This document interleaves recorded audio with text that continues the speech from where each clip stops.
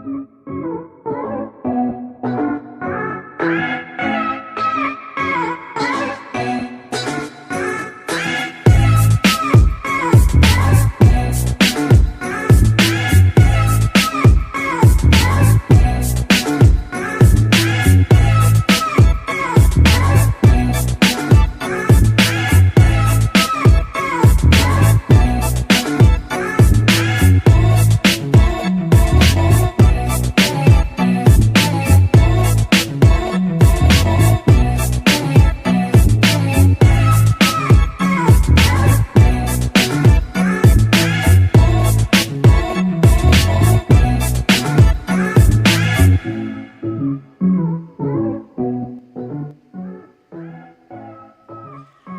everybody, happy Friday.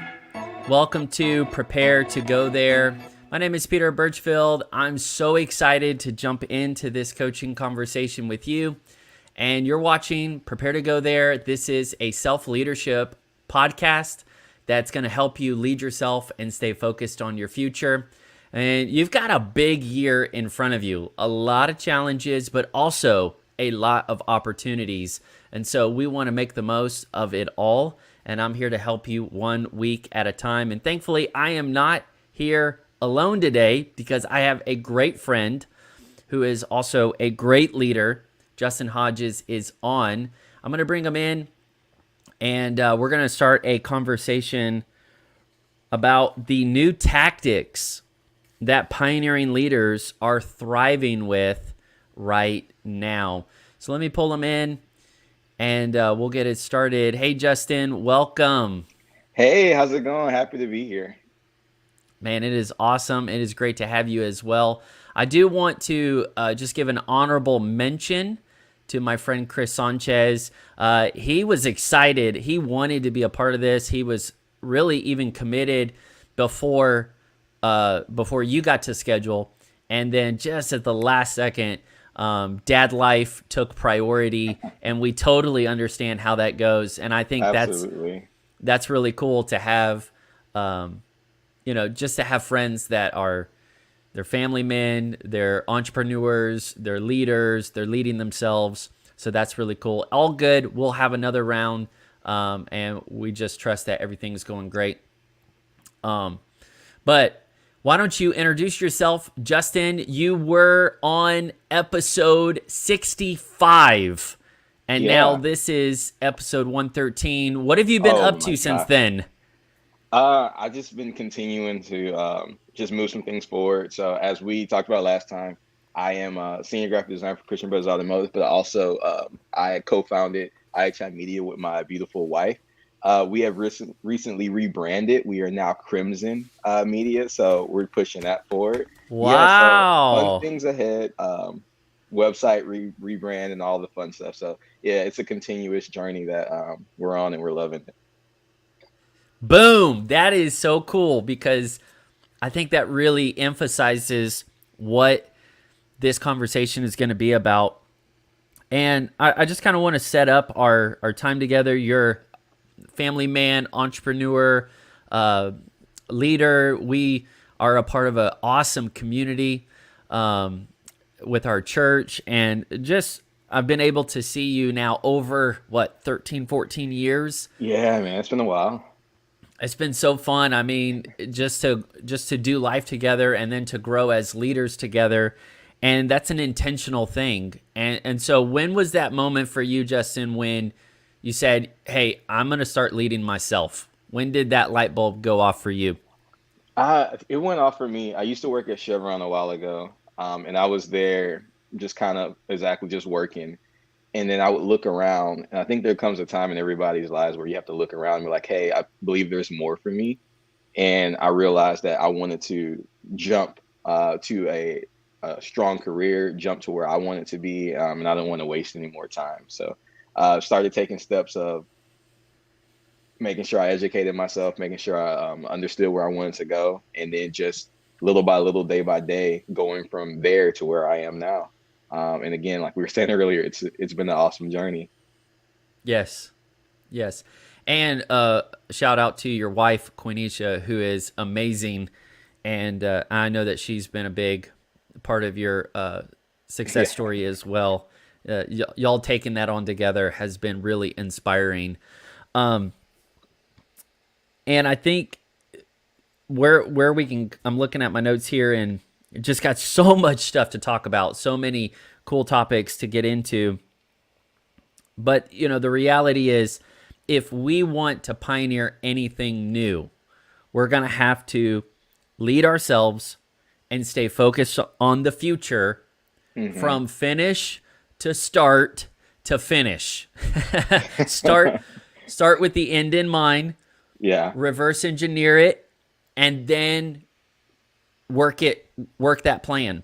Yeah. And whether it's, a better home life or an epic startup, a lot of times people feel trapped where they are and they go to an extreme and they say, well, I'm just going to quit.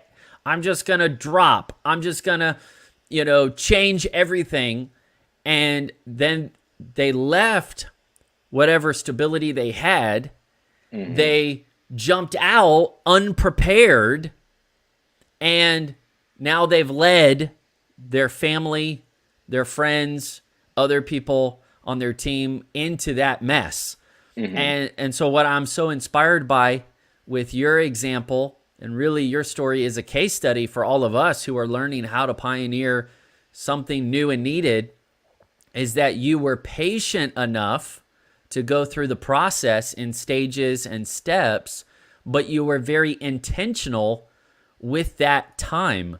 And you didn't feel trapped, but you were intentionally training yourself to go to that next frontier, to go to that next jump, And so what was that like, where you're kind of in suspension almost, you're suspended you've got this current thing you're doing, but you've got this new thing that you're working on at the same time. I think a lot of our life is built that way, because we're always saying, oh yeah, I'm in transition right now. Yeah. It's the overlap. It's the overlap of these chapters that we're working through. So I don't know. I'm just super interested in learning from you and from your story. What was that like? I would I would kind of compare it to the awkward stages of kind of maybe growing a beard or something like that, where it's like while it's happening, it looks very rough. You're not really sure what's going on, but the more intentional you are about the steps you put into it as you're kind of going through it, the more intentional you are about the day to day. It may not look beautiful up front, but then now once you look back, we all love time hop, from Facebook or even Google Photos. You look back and you're like, man, this was 5 years ago. Man, this was 7 years ago. Thank God, look where I am now. And I just think it's like you said before, having that vision for the future, where you're not stuck on where you currently are. You understand that it's not going to happen overnight, but just knowing that, hey, I'm working towards something bigger. Man, so good. And that's why I want us to have this conversation about pioneering leadership. And you're an entrepreneur.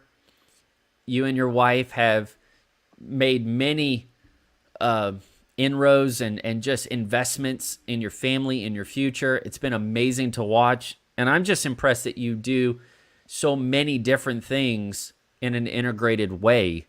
And I never feel like I'm getting the short end of the stick or the conversation with you. I never feel like I'm kind of the second pick. Whenever we're hanging out, I always feel, valued. I feel like you're present in this moment. You're excited about this thing. When we're working on, stuff with our church community, you guys are all in on that side. And then when you're doing this work thing, and then you're investing your talent into another organization, it's just really cool to see how you've been able to just keep your cool and then keep your focus as you maintain all of these fronts of your life. I want to get into the quiz, and I see we've got some friends that have jumped on. So I want to give a shout out to Sarah Joy and Malcolm. So great to see y'all. But I want to get into the quiz. Mm-hmm. Sarah Joy and I made a quiz for the digital course that I created. It's called Pioneer the Year, and it's going to help you turn your repeat years into new frontiers. Mm-hmm. And I wanted to start a conversation and let people know you really can pioneer the year. You are a pioneer. Some people say, well, I don't use pioneer in my household language, so that probably doesn't apply to me. Well, I'm helping you. Think of yourself as a pioneer. You've never been here before, whether it's 2022 or whether it's you going to college or whether it's you getting married or whether it's you having the first kid or whether it's you starting a business or moving into a home or moving into a home in a different city. Whatever season of life you're in, you've never been there before. And so you've got to learn the mindsets and the skill sets to take it on like a pioneer and not just, huddle where you are in fear. So we started the quiz. It's been a lot of fun. I love learning from each other. And you took the quiz, right? I took the quiz. Okay, take us through your results. I'm so excited about hearing what you are. And if y'all know what the quiz is all about, go ahead and make your predictions. What do you think Justin is? Which archetype do you think he is? You got 4 choices. Let's have some fun in the chat. Okay. So build up some anticipation for like 5 or 10 seconds and then just take off. All right. So what are the 4 choices, like the 4 options before I reveal? All right. So you got the Explorer. Okay. You've got the Pathfinder. You've got the Homesteader. You've got the Trailblazer. Ooh, Trailblazer sounds fun. All Yeah. right. All right. I guess I'm not as fun. I'm an explorer. I get exploring is fun. I like the explorer. What was yours? What's yours? I'm Pathfinder. You're Pathfinder. That makes sense. I can see that. All Yeah. right. It says I'm an explorer. It says I've got a relational leadership style that makes connections, values, other inputs, and sees the future in new fields. And then the first paragraph says you got a massive capacity to imagine, experience the future. You know no strangers, and adventure is your middle name. You love to learn from others, find out the latest trends, and broaden your horizons. Boom. Does that feel when you read? I want everybody to take the quiz and get the results for themselves. But did that resonate with you? When you took it and then you saw the coaching results? Yeah, and I love the thing I love about the quiz too, because I do feel like it's accurate, and I also feel like you can't what you call it, like stack the ballot box or stuff it and try to like, oh yeah, I'm gonna lean this way. The questions how they're laid out, it's kind of like, oh man, which one? Okay, I think it is this one, and it kind of lays out that path. And so I feel like it's accurate. I feel good about it. Very cool. What did you like about your results? Because a lot of people don't realize yet, when you take the quiz, you're not just going to get a 1-word reply back. Explorer, Trailblazer. You're going to get a full coaching write-up, and it's going to give you advice for the way you're wired, so that way you can pioneer the year. And it's free coaching right up front to encourage you that you can pioneer the year, and then hopefully convince you to, take this big jump and pioneer the year with me, and we can go through the course and the framework together. So what did you like from the results you got? I love how it lays it out clearly. It tells me exactly what my strengths are, things that I can lean on or trust in, and some of the things that we're all proud of, right? But then sometimes there's some things that you can get, I won't say drugged down by, but if you're not aware of them, they can really get in your way. They can, bring you down, slow you up. And so I like how it brings that up as well. It's like, hey, these are some things that you might want to look out for. These are some tools that can actually help you. So it doesn't just tell me, hey, look out for this. It's like, no, this is the thing, but here's how you can beat that. And so I love that, because it's not just leaving me with a problem for me to figure out on my own. Like some Enneagrams or something might do things like that. They're like, hey, you got to look out for this. But you're on your own. It's like, all right, thanks. All right. I like it. Okay. So we're going to get into the big idea right now. And just for fun, if you guys have already taken the Pioneer Archetype quiz, let us know in the comments what your archetype is. and that'll be a lot of fun. And if you haven't taken the quiz yet, go take the quiz. It is free, it is fast, and it is for you. But the big idea is I'm kind of on this emphasis right now to give a call to action for more pioneering leaders. And I'm so grateful that there are different kinds of leadership that we all need to be growing in. I remember when I heard about servant leadership, man, that was so important. That helped me in my leadership journey. And then there was self-leadership. And there are other examples of leadership like visionary leadership or organizational leadership. But I feel like there's a need and a spotlight on pioneering leadership, and partially because we just need it, right? We've never been in this time before. I mean, we kind of have a semblance of normal, but we've been in 2 years of ongoing global disruption, and that's going to affect our businesses, our communities, our families, everything we're doing. So we need this signature strength that I'm referring to as pioneering leadership. It's the ability to navigate and create the future of what you do. And right now we need people that have that ability to navigate the unknowns and then to create something that's valuable and meaningful, that's going to bring people together, and that's going to make a better future. And leaders that have that combination are really thriving right now.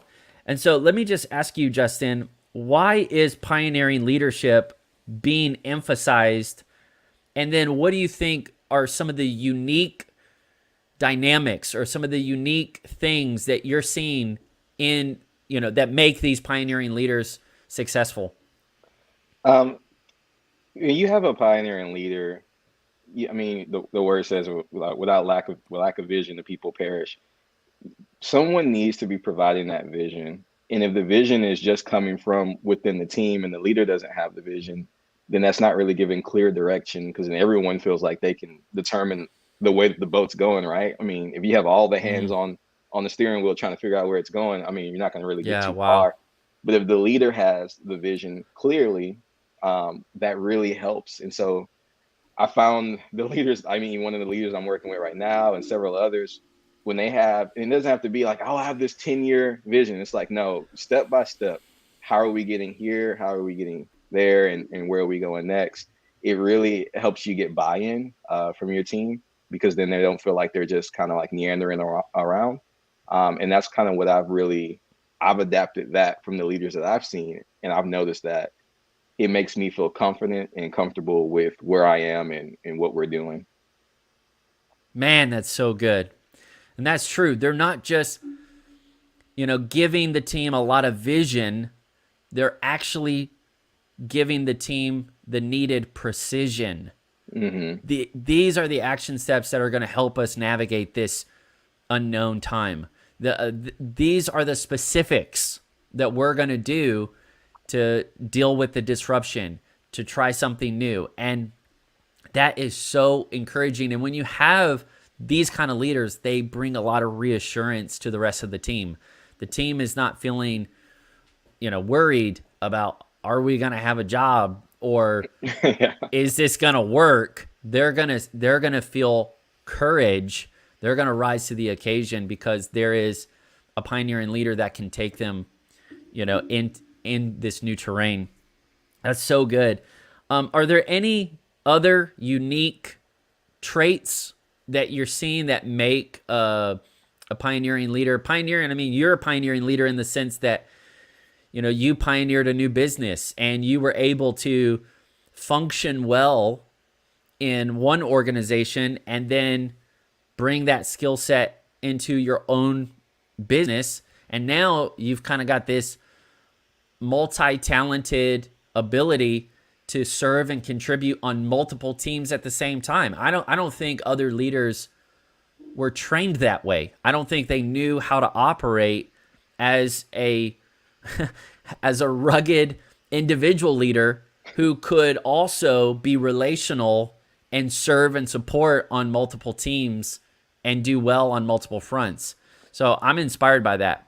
It's helped me so much being on multiple teams because I play a different role on each team. Obviously, with entrepreneurship, me and Quenisha are leading that.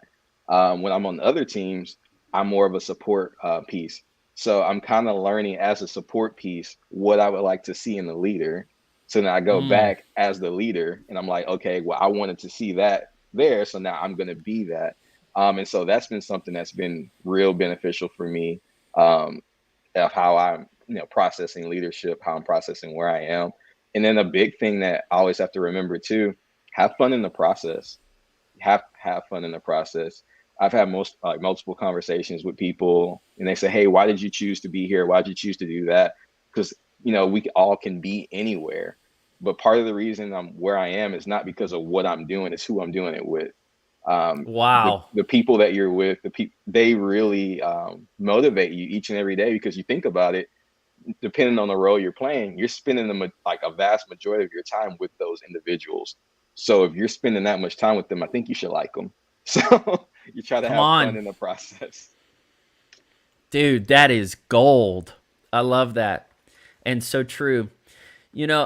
Pioneering leaders can thrive in a lot of spaces, and you're the case study of that today. For example, pioneering leaders are really good at renovating big organizations, but they're also good at innovating new companies and new communities. So they can also be a great point leader who's charging the front line, or like you said, they can be thriving on a team with a more behind the scenes approach. And that is, to me, kind of like a X factor leader. I mean, I don't think we've ever seen that breed of leader quite like this in this kind of time period. It just seems like a perfect storm in a good way for these kind of leaders. So just kind of thinking through your own timeline, Justin, how did you go from being that, side hustle freelancer to now this collaborative business owner? I think it's the thing of, I won't say it's always wanting more, but I think it's never being complacent or too comfortable. Because I think there's a point to where you can be like, hey, I'm doing pretty good here. I think I'm just gonna settle in, right? And I think to bring it all back to pioneering, they sit there, they make a campsite, right? But it's mobile. They don't stay there. They recognize, hey, I can't stay here. I have to keep moving because there's something further ahead. And so I think that's what it was for me, realizing hey, this is pretty cool where I am, but I bet you there's something pretty cool over that next ridge. I bet you there's something pretty cool if I keep going a little further. And I mean, to the point where we are now, we're not chilling here either. There's no, we're still moving, because there's always a little bit more that you can do. Yes. And, I talked in, I think it was two or three episodes ago. So you can, check it out later, but it's called The Paradox of Preparation. And I was talking about things take longer than you planned, but time moves faster than you think. So the right time is right now. You've got to get, like you said, that internal momentum is essential. You have to have that self-motivation to move yourself, to take initiative on the things that are important, and to do so with a big picture view, and to be able to translate that into what is that next step, and always keeping the next stage and the next step in concert, to have them working together in harmony. So what would you say, Justin, to someone who wants to be more innovative or more creative in their life, in their leadership? How does someone develop that muscle? Some people say, well, man, I really, I think I like plateauing, but I want, if I'm honest, I want to stay in the comfort zone in my habits and my routines and also in my work. How did you build this appetite for trying new things, doing new things, pushing that boundary, exploring? You're the explorer, right? Yes, yeah. How would you help someone who wants to be more innovative and more creative in their work? I would say that there's two big things that helped me with it. One thing is a while ago I went to Global Leadership Conference, which is a conference led by Craig Rochelle, and there was a speaker there who talked about rejection therapy. I think there are a lot of the reasons. I think me and you kind of talked about this before, but a lot of the reasons why people don't do sometimes is because of fear of rejection. I think if you get comfortable with the idea that, hey, you're not always going to nail it. It's kind of like that show where they try to bake all the cakes and it doesn't quite come out how it was supposed to. It's like you're not always going to stick the landing. You're not always going to nail it. There are going to be some no's. There are going to be some closed doors. But how do you handle that and how do you move forward? I think when people realize that, that's something that will really help them. And I think also the thing of, I'm a graphic designer, but I think this works for a lot of different things. I used to think that I used to have to come up with everything from scratch. That everything I did had to be from scratch. It had to be fresh. It had to be new. I had to be the one. And then I started realizing that, no, that's not right. It's okay to be inspired and motivated by others. It's okay to see something, take it, refresh it, renew it, and move forward with that. So I think a lot of people feel like there's not some type of framework. There's not some type of groundwork. No, there's somewhere you can start and then you just build on it. So I think those two things have been real helpful for me. My goodness, this is so No, fun. I am having so much fun learning along here. So tell us the two things again. Just bottom line it one more time for us. I would just say rejection therapy. So just being okay with being told no, not doing it right the first time. I would say that's the big thing for me. And then it's okay to be inspired by others. You don't have Yeah. to start things from scratch, start fresh, start ground zero. You can build on things that other people have already done. Like this, you can build on what My, Peter's doing. yeah, come on, please do. Um, that is amazing. And again, I'm just like, I had a blue hat, you've seen the blue hat and it had Yeah. Pioneer written on it and stuff. So I was like, man, I really feel like this is something that I'm being invited into. I'm being invited into this role, to really embrace this identity, to think about what would pioneering look like on a, one person version. And then I felt like that got expanded. And it was like, what if you took that hat off and what if you could, give that hat to other people and put as a gift, give people that identity as well. And so ever since I've just been learning about what pioneering leaders are, and this is not like new, it's just needed Hmm. right now. I mean, one of the guys I've been studying in history is Winston Churchill, because my goodness, that guy was a Yeah. fearless leader, and he was tough, but that was what they needed for that time period. Anyways, the point is, I'm loving all of these conversations and all of these case studies because I'm learning things about these pioneering leaders that are so amazing. They are humble, they do work hard, and they have resilient reasons to Hmm. keep going. And I'm just inspired by them. So anyways, let's keep this train going. Another thing that I'm fascinated by with these emerging leaders, because this is different than like the whole, influencer leadership. These pioneers many times are doing their best work underground, off the Hmm. radar. People don't see you staying up late and working weekends and putting in the hours to make that business happen or to make your family thrive. I mean, I'd give a shout out to Chris. Like, it was very easy for him to prioritize what he needed to do. I don't think, you know, a, a leader of a few iterations ago would have made that decision. I think some people would have prioritized, oh yeah, got to be on the podcast. You know, it's like, hey, we'll reshoot it, no big deal. But you only have these years with your kids at that age. So they're future focused. They have a future focused mindset. They're always thinking of that bigger picture. So anyways, I am a pioneer and I embrace that, but I'm not the only one.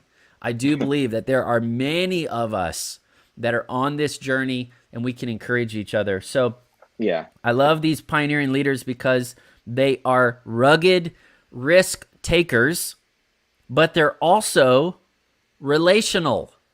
What is that? I mean, that's like a whole new hybrid kind of leader, that they are willing to go it alone, but they actually work well in teams and they value family and community. That's like a whole new iteration of leadership. And I think that's going to create a lot of dynamite for the future.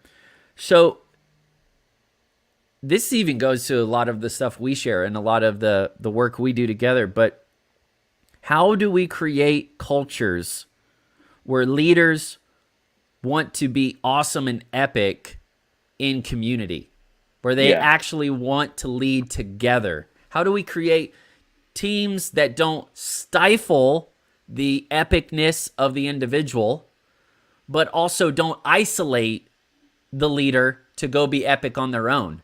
And I think that's been a dichotomy that some, generations of leadership haven't gotten right.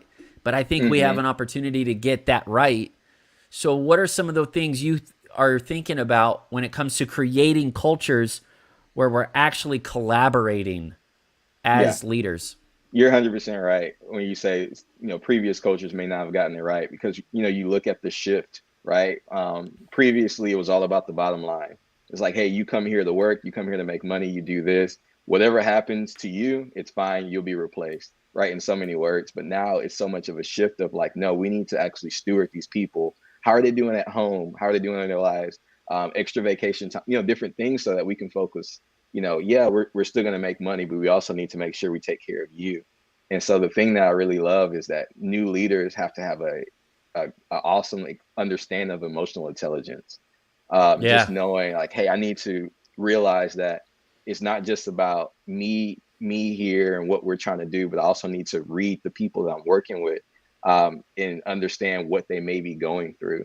Because the people on the other side, they don't want to just know like, hey, where are we going? They want to know, how are you going to treat me? Where are you taking and how are you going to treat me? Wow. Because if you're not treating me correctly, because I think there's a new value on worth where people know their worth, they know their value. And so they're like, I'm not going to put up with that. And they'll leave.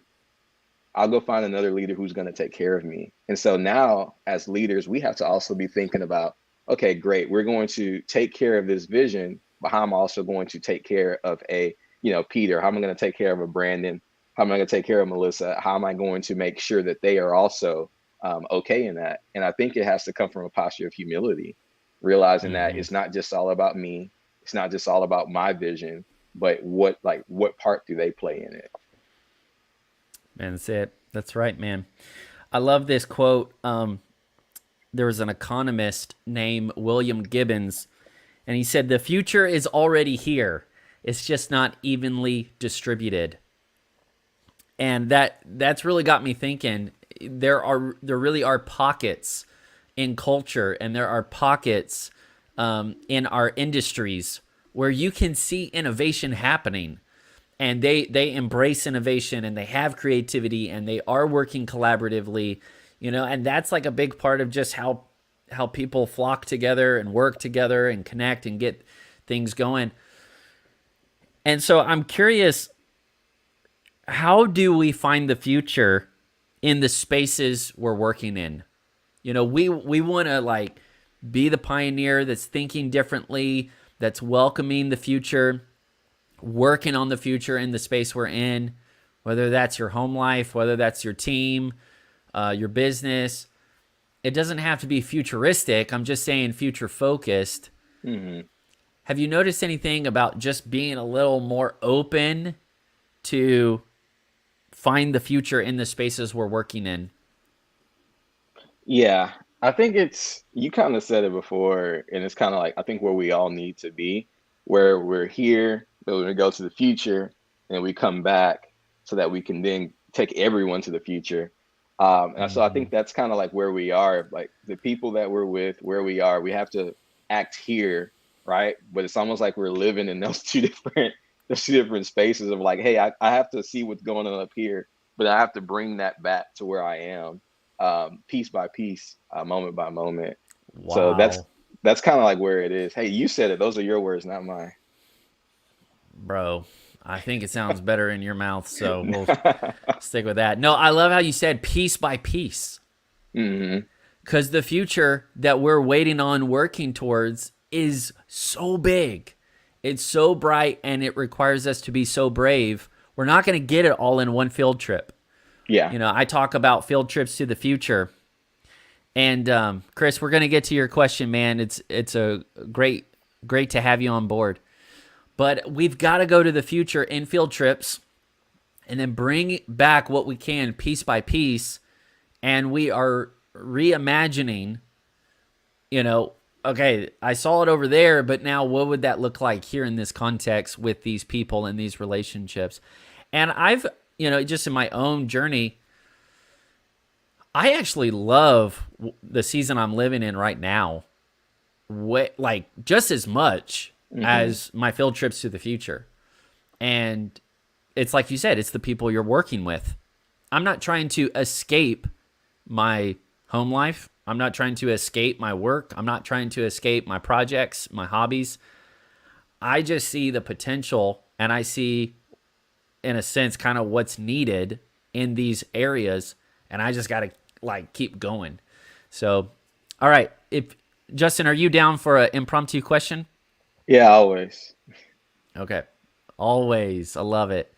All right, so my friend Chris Needham, he says, is there a good guideline on how or when to lead others when we know we still need to grow in self leadership ourselves? Wow, that's really good. So, how do we know that when or where is that point where we graduate from self leadership to team leadership? Yeah. I think if we all waited until we nailed self-leadership, there would probably be no leaders. So I think we're always all still growing in self-leadership. And then understanding, perfect example, the quiz that we took for you, understanding our weaknesses and our pitfalls so that we can try to steer clear from those areas as we're growing, and just being honest with yourself and being transparent with those that you are leading. Like, hey, I understand this is an opportunity that I have. So if I have an opportunity maybe with time management, I'm probably going to try to surround myself with a team that's very good at time management, because those people will help keep me accountable. In the areas that I'm weak, all right, I mean, I feel like we're starting to preach. In the areas that I'm weak, he's made strong. It's like in the areas that I'm not great in, I need to surround myself with people who are, so that way we can make a better holistic team. Yes. And I would say, Chris, great question. Thank you. Sometimes we think that we are replacing ourselves, and we say, I did my time, I did my dues, I did that work, and now I'm not going to do it ever again anymore. But really, we're graduating from self leadership. We're not leaving self leadership, we're growing from self leadership to servant leadership. The next step, first, you lead yourself, then you lead others, and we're leading them by serving them well. And we're leading by example, and then we're making sure that we're organized so they can stay mobilized. And so the weight of responsibility is still on us. And I think sometimes we can get motivated by ambition and not submission. And if we're motivated by ambition, we say, okay, I did my time. Now I'm ready to lead all of y'all. And that's the wrong motive. And people can do that out of immaturity, and then really burn people like Sarah Joy on her podcast, the Honesty Club podcast, they did their last episode was on good bosses and Yeah. bad bosses, and it was really good. But I think servant leadership, when you realize, hey, you're actually growing from self leadership to servant leadership, then we actually need you to move along. We need you to start leading other people, because you're going to grow as a servant leader and they're going to be served by your leadership. And then they're going to have a vision for self-leadership in their own life. So we're never making people more and more dependent on us. Equally, we're not being more and more dependent on them. That's codependency. We're becoming interdependent, where we realize the value of people's worth and their relationships. And we mutually respect one another. We mutually get along because of the ethos that's greater than the ego. That's good. Hope that helped. All right, let's move on. Justin, we're talking about innovation because pioneers are very innovative. Which space in culture, or even in your own life, do you want to see pioneering leadership take on next? Where would you say, man, it would be so cool to see pioneering leaders just innovate this space? Oh, that's a tough question. I'm really focused on community right now. So what I love seeing is when I was growing up, way back, no, I won't say way back when, I'm not that old. When I was growing up, there was a big emphasis on community and neighborhoods, to where one of my fondest memories of, we came out of our houses, and randomly we would just have this big neighborhood kickball game. And so we would all be in the cul-de-sac. We were all playing kickball. Just the neighbors from down the streets, the neighbors from over here, all the friends. And then we have food and different things like that. And those are the types of things that I want to see done on a regular basis. So I love seeing it in spurts, to where it's organized by certain communities, and how food truck Fridays, you come out and you watch a movie on the screen. I think I sent you a picture where we went to a movie in a park that was put on by Katie. Those types of things. But I want to see it, done at excellence, done well, and done with intentionality, because where are they pointing these people to? Like, who's leading these events, right? And so I want to keep seeing things like that, because the more that we steward community well, the more that we take care of families, the more that we, teach young people how to look, how to act, how to respect. I think there's value in that. So I want to see leadership in that area for sure. Boom. Yes, for sure. Y'all, let us know in the chat which space in life and in culture would you like to see pioneering leaders take on next? Sometimes we think of, like the tech industry, and they're seeing that, and that's cool. But I think I would love to see pioneering leadership start to take on education. Yeah, I think that's good. I think there are better ways to educate kids, where they are engaged in the process. They're not just being taught, but they're learning, and they have a love for learning. And, quite frankly, it's just not going to be regimented indoctrination. We're going to empower kids to have the skill sets they need for the future. Nobody taught me self-leadership in school. No. And looking back, I'm just like, where were these life skills? And now it's so funny, because I'm sure your kids have been a part of this. They have amazing toys that are teaching them life skills. They're quote, pretending to own a grocery store. They're pretending to clean the house with all of these awesome, vacuums and mops and brooms and they're learning stewardship. They're taking ownership. I have a friend, and his kids in their school, they had a job fair. They're in elementary school, and they all had to start their own entrepreneurship project. And they were people, adults are walking around this venue for this job fair for the kids, and they're selling the things they did. They made jewelry, they made maps, they made things, and they're modeling. And we say, oh, that's cute, they're pretending, but actually we're helping They're being preparing. trained. Yeah. Yeah, they're preparing. They're role playing what's possible in the future. So I Hmm. think education would be a big lift for the education system and a big encouragement to the education system to see some pioneering leaders get in there, navigate the nuances, the complexity, the red tape, even some of the baggage that's been going on there, and then also to create empathetic cultures and create new ways of learning, new ways of teaching, where we're not just delegating our kids' education to a screen or a Hmm. robot, but they're still having human connections.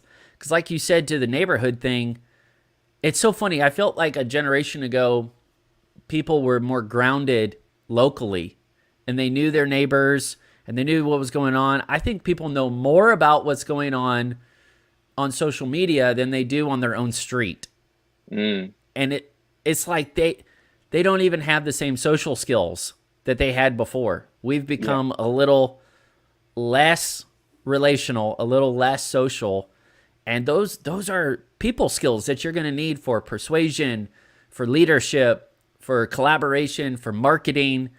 If you want to sell anything, if you want to serve anyone, you're going to have these, like you said, emotional intelligence. So that would be awesome. You got any rapid fire other ideas, spaces you would love to see some innovation in?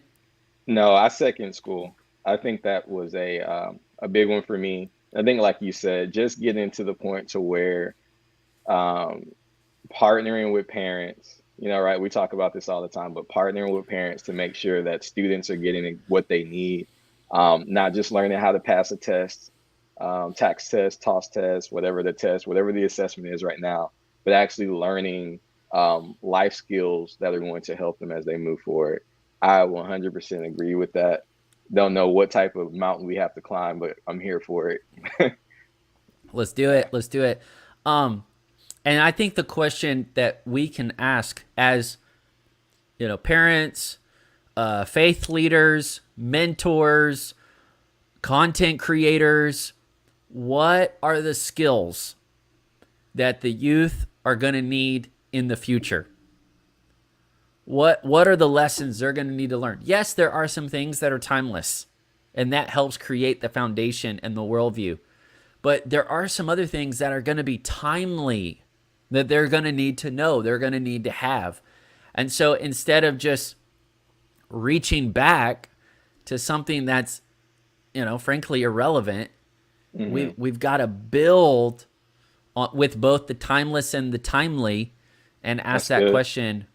What skills? Do you have any ideas what skills are going to be needed? Like you got to have 7 languages and code in Java, 10x, Python, Ruby, something something.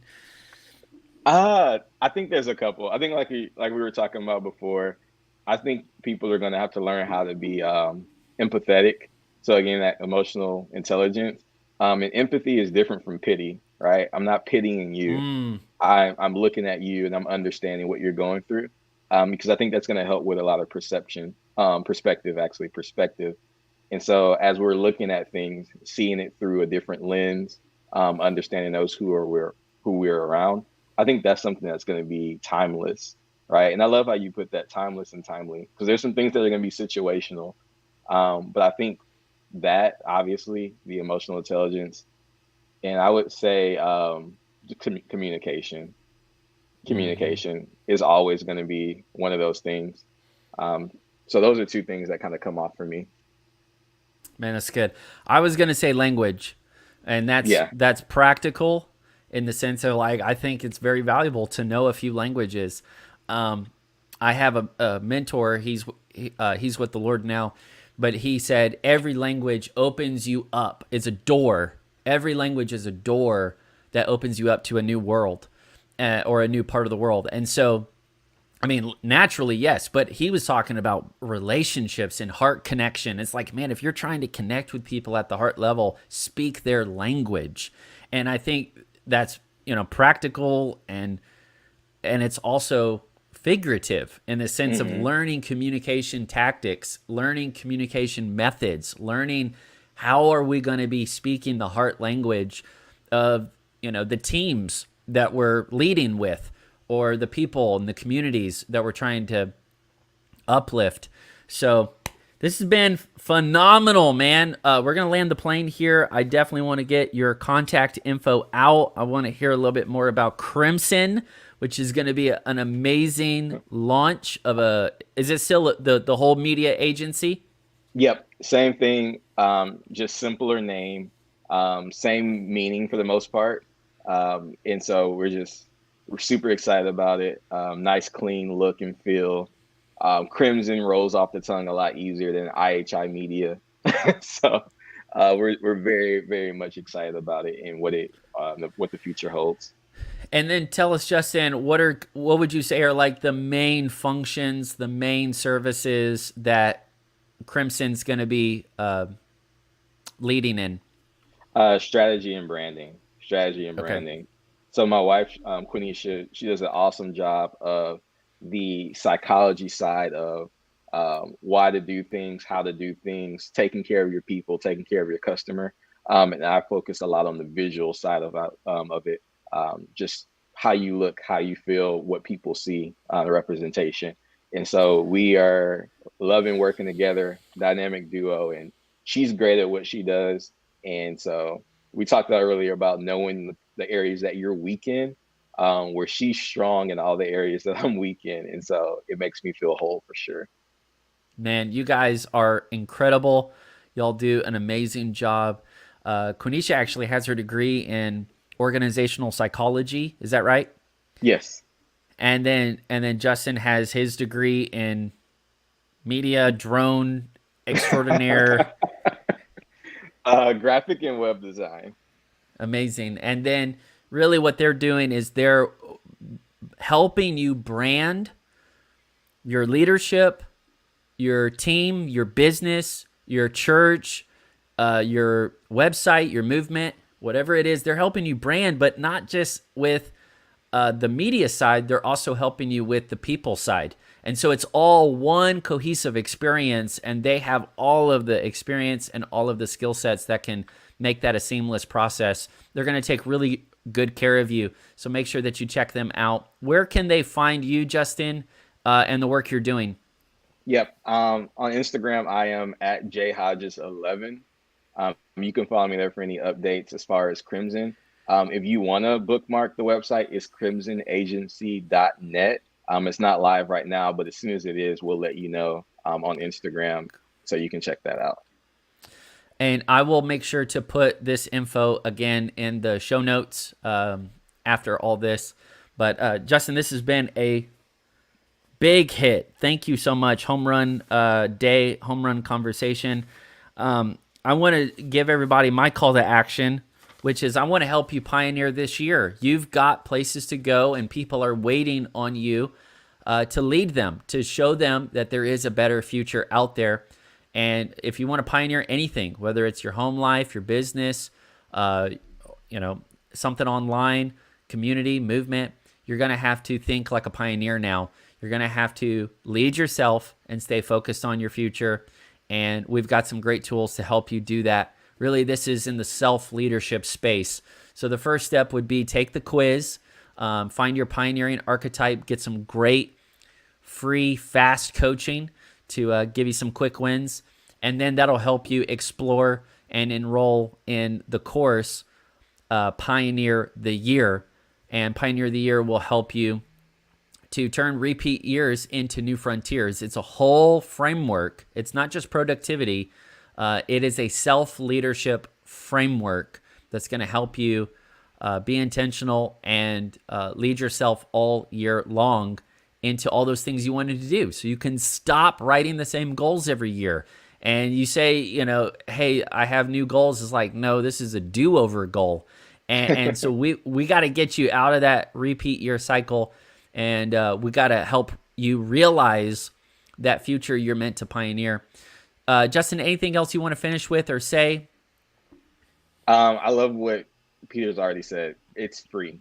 That means there's no string, there's no harm, there's no hurt, there's no obligation. And like I said before, we all need it. We all need to grow in it. Even the top leaders in the industry are still learning and growing each and every day. If they're not, then they're stagnant. And so we don't want to become stagnant. We want to continue to move. And I see awesome tools that are helping us to move forward. So trust it. Awesome. Thank you, man.